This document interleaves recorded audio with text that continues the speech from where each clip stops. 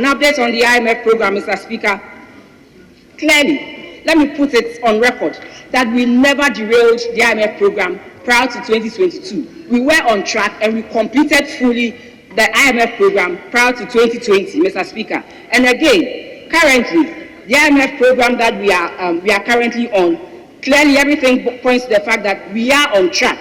We just received our third tranche of $360 million, bringing the total disbursement to $1.56 billion. Mr. Speaker, we went through a successful review somewhere in April, and then on June 28th, the approval came for the third tranche to be released. Mr. Speaker, we look forward to a very successful review again come end of September, end October. My friends on the other side don't know what they are talking about, but I am talking to the data.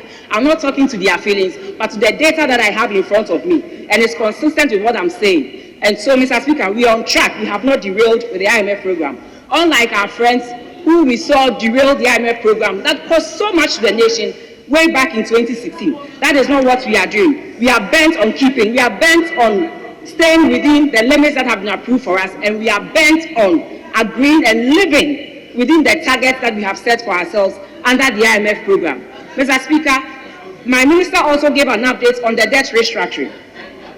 Mr. Speaker, we have completed the domestic and we have also completed the bilateral loan debt restructuring.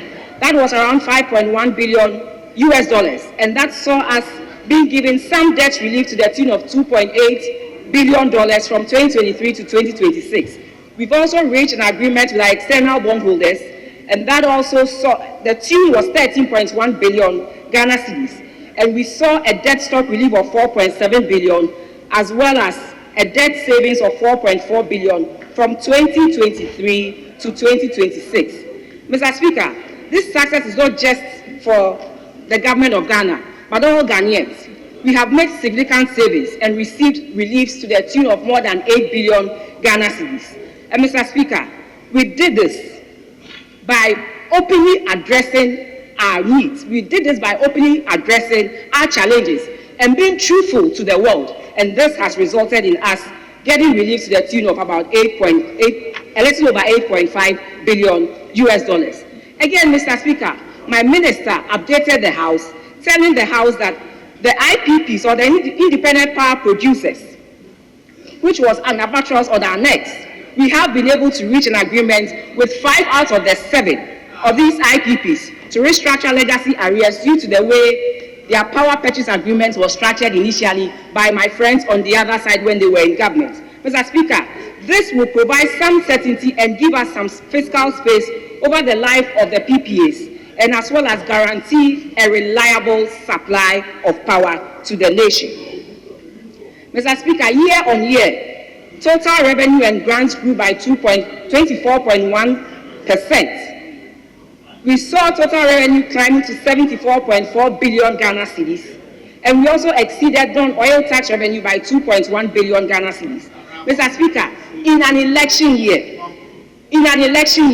we have been able to spend within our limits.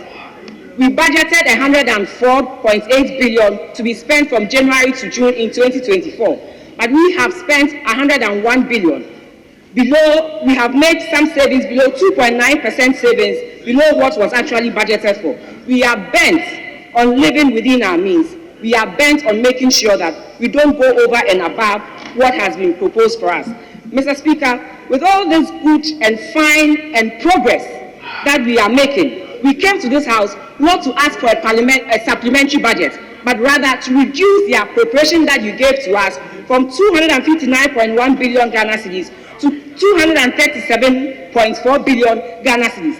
Clearly, we have reflected the gains we have made in the debt restructuring in the appropriation, Mr. Speaker. And this is the first time a government of this nature has been able to do that.